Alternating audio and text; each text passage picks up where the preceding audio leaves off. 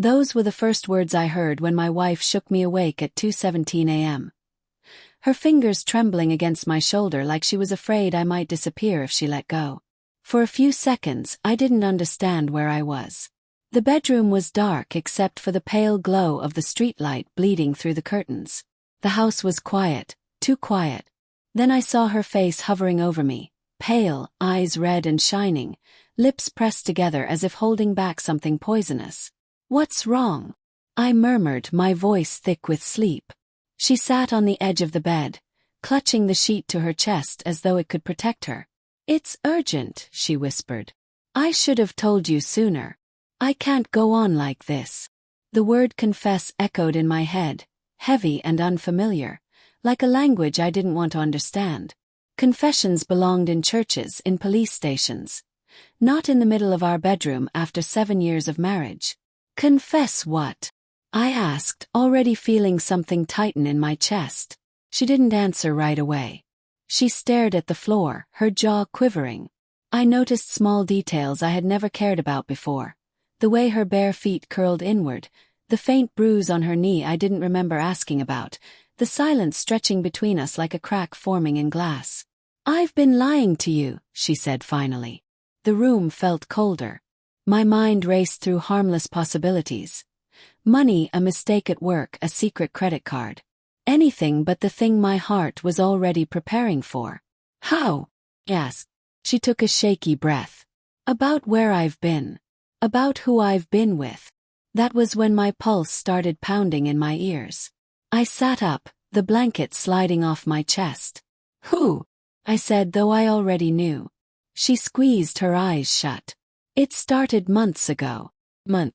The word hit me harder than anything else. Months meant routines. Lies woven into daily life. Smiles across dinner tables. Goodnight kisses soaked in deception. "Say it," I demanded, my voice rising despite myself. "Just say it." She opened her eyes, and for the first time she looked directly at me. Not as my wife, not as my partner, but as someone standing on the edge of a cliff. I had an affair. The world didn't explode. The walls didn't collapse. Instead, everything went unnaturally still, as if time itself had paused to watch my reaction. "With who?" I asked, strangely calm. She swallowed. "Daniel." Daniel. A name I recognized instantly. Her coworker. The one she said was just funny, just helpful, like a brother. I laughed, a sharp, broken sound that startled even me. "Like a brother," I repeated. She reached for my hand. Pulled away. "When?" I asked. She stared at her lap. "After work. Sometimes during lunch. Sometimes when I said I was staying late." Each sentence was a blade. Every memory replayed itself with new meaning. Her phone turned face down, the sudden password change, the night she came home smelling like unfamiliar soap. "Did you love him?" I asked. She hesitated. That hesitation told me everything. "I don't know," she whispered. "I thought I did. I think I was just empty, lonely." And he listened. I stood up abruptly, the room spinning. "I listened," I said. "I was here. Every day." She cried then, soft, desperate sobs that used to break my heart. Now they felt like noise.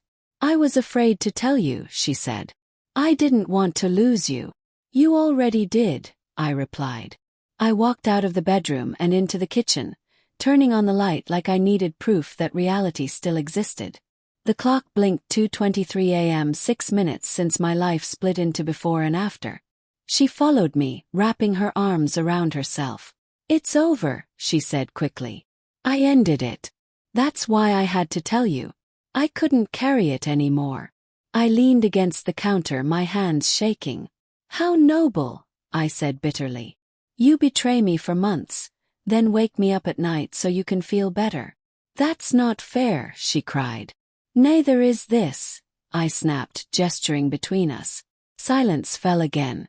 I studied her face.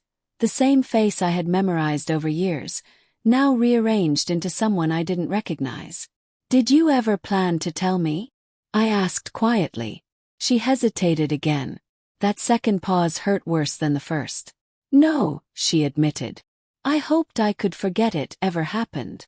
Closed my eyes. I saw our wedding day. Her smile. The vows we spoke with shaking voices. Faithful in all circumstances. What made tonight different? Asked. She wiped her tears. He told me he loved me. He wanted me to leave you. Something twisted inside my chest. And did you want to? She looked at me, truly looked, and shook her head. No. I realized I was about to destroy everything for something that wasn't real. I wanted to believe her. God, I wanted to believe her. But trust isn't a switch you can flip back on. Why didn't you come to me? Asked. When you felt lonely. Because I was ashamed, she said. Because I didn't want to admit something was missing. And instead you created something broken, I said. The sky outside began to lighten. Dawn creeping in like an unwanted witness. I felt exhausted, emotionally stripped, hollowed out. I don't know what to do, I said honestly. She stepped closer, her voice barely audible. Please don't leave. I looked at her, the woman I loved, the woman who shattered me, and felt two truths collide inside my chest. I can't stay like this, I said. Not tonight. Not pretending. I grabbed my jacket and keys. She didn't try to stop me this time. As I stepped outside, the cold air burned my lungs. I sat in my car, gripping the steering wheel, staring at the house that used to feel like safety. Betrayal doesn't always come with shouting or slammed doors. Sometimes it comes quietly, in whispers at night, in confessions that arrive too late. I don't know what tomorrow holds. I don't know if love can survive this kind of wound. But as the sun rose behind me, one thing was painfully clear. The man who went to sleep that night no longer existed. And the man who drove away at dawn would have to learn how to live with the truth she finally couldn't carry alone.